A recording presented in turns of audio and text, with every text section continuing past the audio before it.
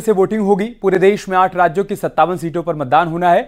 वहीं बात यूपी की करें तो 7वें चरण में 13 सीटों पर कल वोटिंग होनी है और साथ ही दुद्धी विधानसभा उपचुनाव के लिए भी कल वोट पड़ेंगे। कल आखिरी चरण में प्रधानमंत्री नरेंद्र मोदी की वाराणसी सीट पर भी वोट डाले जाएंगे। साथ ही गोरखपुर में भी कल वोटिंग होनी है। पोलिंग पार्टियां मतदान स्थल के लिए रवाना हो चुकी हैं। यूपी की 13 सीटों पर 144 उम्मीदवार मैदान में हैं। कल 7वें चरण की वोटिंग के बाद 4 जून को नतीजे आएंगे।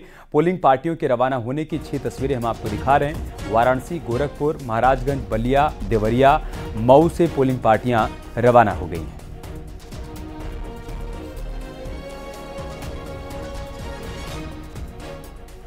जून को लोकसभा सामान्य निर्वाचन 2024 के 7वें चरण में उत्तर प्रदेश के 13 लोकसभा निर्वाचन क्षेत्रों में मतदान होगा। 7वें चरण में मतदाताओं की दृष्टि से सबसे अधिक मतदाता 64 गोरखपुर में हैं, 20,97,202 और सबसे कम मतदाता 71 सलेमपुर में है, 17,76,982। कुल मिला के इन 13 लोकसभा निर्वाचन क्षेत्रों में 144 प्रत्याशी मैदान में हैं, जिनमें से 134 पुरुष प्रत्याशी हैं और 10 महिला प्रत्याशी हैं। तो वाराणसी में कल वोटिंग है। वाराणसी में पोलिंग बूथ पर कैसी तैयारी है, हमारे सहयोगी उपेंद्र द्विवेदी ने इसका जायजा लिया है, वो आपको दिखाते हैं। पहले वाराणसी में जो पोलिंग स्टेशन हैं उनका क्या नज़ारा है, ये बताने के लिए हम इस वक्त मौजूद हैं वाराणसी के नगर निगम स्थित मॉडल बूथ पर, जहां पर आप ये देखिए कि किस तरीके से इसको तैयार किया गया है। खास बात यह है कि चिंता की लकीरें प्रत्याशियों के, पार्टियों के माथे पर भी है। मौसम को देखते हुए वाराणसी में पारा 48 के करीब है और कहा जा रहा है कि 70 साल का रिकॉर्ड भी इस गर्मी में टूट गया। ऐसे में जो वोटर्स हैं उनकी सुविधाओं के लिए क्या किया गया है वो मैं आपको दिखा रहा हूं। अधिक से अधिक वोटिंग हो और सभी वोटर्स घर से निकले, मौसम की मार कम से कम झेलनी पड़े, इसके लिए यहाँ पर आप ये देखिए एक टेंट लगाया गया है। यहाँ पर चेयर डाली गई हैं ताकि जो वोटर्स हैं वो यहाँ बैठ सकें। कूलर लगाए गए हैं, पंखे लगाए गए हैं, साथ ही साथ सेल्फी पॉइंट्स भी लगाए जा रहे हैं। तो वाराणसी के मॉडल बूथ है। तो कल की वोटिंग को लेकर कैसी तैयारियां हैं बताने के लिए अलग अलग जगहों से हमारे सहयोगी हमारे साथ जुड़ रहे हैं। गाजीपुर से अमित गंजू हमारे साथ जुड़ चुके हैं, वाराणसी से उपेंद्र द्विवेदी हमारे साथ जुड़ चुके हैं और गोरखपुर से रामगोपाल द्विवेदी हमारे साथ जुड़े हुए हैं। अमित गंजू, में शुरुआत आपसे ही कर रहा हूं। गाजीपुर में कैसी तैयारियां आप देख पा रहे हैं वोटिंग से पहले? देखिए, मैं आपको बताना चाहूंगा कि अभी आखिरी चरण है। आखिरी चरण में गाजीपुर को हॉट सीट कहा जाए तो गलत नहीं होगा, क्योंकि यहाँ प्रत्याशी की जो प्रतिष्ठा है वो दांव पर लगी और यहाँ वीआईपीज कल वोट कास्ट करेंगे। अगर बात की जाए यहाँ इस जगह की तो महेंद्र नाथ पांडे यहाँ जो सैदपुर विधानसभा के अपने मोहनपुरवा है उसमें वोट कास्ट करेंगे, तो वहीं पारसनाथ राय अपने होम टाउन में जाके करेंगे। अगर बात की जाए लेफ्टिनेंट गवर्नर जम्मू कश्मीर तो वो मोहम्मदाबाद के अपने जो मोहनपुरा उनका पोलिंग सेंटर है उस पर वोट कास्ट करेंगे, तो वहीं अफजाल अपने अंसारी इंटर कॉलेज में कास्ट करेंगे। इसके अलावा 2 MLCs हैं जो यहाँ अपने वोट कास्ट करेंगे। और अभी जिस तरह मेरे सहयोगी बता रहे थे उपेंद्र, यहाँ भी तैयारियां पूरी कर ली गई हैं, क्योंकि गर्मी को ध्यान रखते हुए स्पेशल एक मीटिंग भी रखाई गई है। इलेक्शन कमीशन के जो निर्देश हैं कि लोगों को किसी प्रकार की परेशानी ना हो, वोट परसेंटेज कहीं से कम ना हो। देखिए, पारा 7 में आसमान पे इस वक्त 46.4 डिग्री टेम्परेचर यहाँ का था और 2 दिन से बात की जाए तो 45 और 46 के बीच में फ्लोट कर रहा है। और ऐसे में वोटर्स बढ़े, वोटर्स का कहीं से जोश कम ना हो, इसलिए पोलिंग सेंटर्स पर फैंस के अतिरिक्त कूलर्स लगाए गए हैं,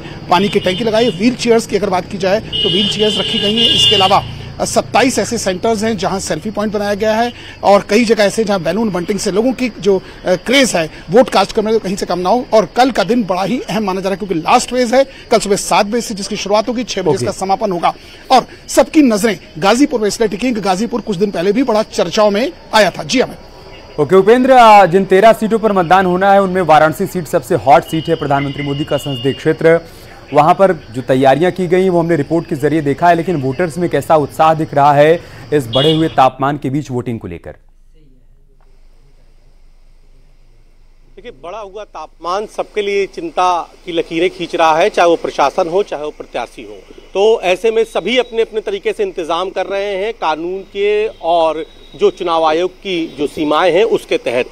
तो फिलहाल प्रशासन की सीमा की बात कर ले तो प्रशासन यहाँ पर तमाम तरीके के टेंट्स लगा रहा है, सेल्फी पॉइंट बना रहा है। और खास बात अमित, ये जानकारी भी अपने दर्शकों को देना चाहूंगा कि वाराणसी ऐसी सीट है जहां पर आप जैसे ही वोटिंग करेंगे उसके बाद ये आप QR कोड स्कैन जैसे ही करेंगे तो आपको अपना वोटिंग प्रमाण पत्र भी मिल जाएगा। बाकी सुविधाओं के लिहाज से कूलर है, पंखे हैं, ठंडे पानी का भी इंतजाम है। पारा कल का अगर हम मौसम विभाग का पूर्वानुमान माने तो पारा कल भी जो है 45 से कम नहीं होने जा रहा है। तो ऐसे में जो सबसे ज्यादा पोलिंग की संभावना है वो सुबह 10 बजे यानी कि 7 बजे से सुबह 10 बजे और शाम को 4 बजे से 6 बजे, ये सबसे ज्यादा। और ये जो 4-5 घंटे का मैं आपको वक्त बता रहा हूं, यही 5 घंटे तय करेंगे प्रत्याशी की किस्मत, क्योंकि सबसे ज्यादा वोटिंग इसी में जताई जा रही है। और हम आपको बता दें कि कुछ इस तरीके से सजाया गया है यहाँ पर, और बच्चे अभी से यहाँ पर पहुंचने लगे हैं। ये देखिए यहाँ पर बलून से सजाया जा रहा है और इस पूरे जहां तक आप जाएंगे साथ ही साथ लोगों को दिक्कत ना हो, कंफ्यूजन ना हो, इसलिए आपको यहाँ पर बूथ संख्या भी 43, 44, 45, 46, 47 यहाँ पर पड़ेगा। तो आपको जो दूसरे बूथ है 48, 49, 50 वो यहाँ पर होंगे। इस तरफ से रास्ता होगा, इसके लिए भी बाकायदा यहाँ पर मार्किंग की गई है। तो ये कुछ जो मॉडल्स बूथ है उनको बनाया गया है। लेकिन खास बात यह है अमित की ये जो पूर्वांचल की जो सीटें हैं इससे भाजपा को बेहद उम्मीदें हैं और विपक्ष ने भी यहां पर खासा जोर लगाया है। पूर्वांचल की ये 13 सीटें हैं जहां पर सबसे ज्यादा पूरी तरीके से हम कह लें तो कोर रूप से जातीय समीकरण बहुत मायने रखते हैं। इसके अलावा कल जो मतदान होना है उसमें एनडीए के विपक्षी दल जो है उनकी भी अग्नि परीक्षा है, चाहे वो सुभाषपा की हो, क्योंकि खुद ओम प्रकाश राजभर के बेटे घोसी से लड़ रहे हैं तो अनुप्रिया पटेल खुद मिर्जापुर से लड़ रही हैं। तो ऐसे में विपक्षी गठबंधन की भी यहाँ पर परीक्षा है और सबसे ज्यादा जो बात है वो ये कि कल परीक्षा और इस परीक्षा का परिणाम 4 जून को आना है। लेकिन उससे पहले कल 7वें चरण की वोटिंग है और वोटिंग गोरखपुर में भी है, जहां से रामगोपाल हमारे साथ जुड़ चुके हैं। रामगोपाल, हम सभी लोग ये बात कहते हैं कि पहले मतदान फिर जलपान, लेकिन इन दोनों के बीच में एक बड़ा फैक्टर है तापमान।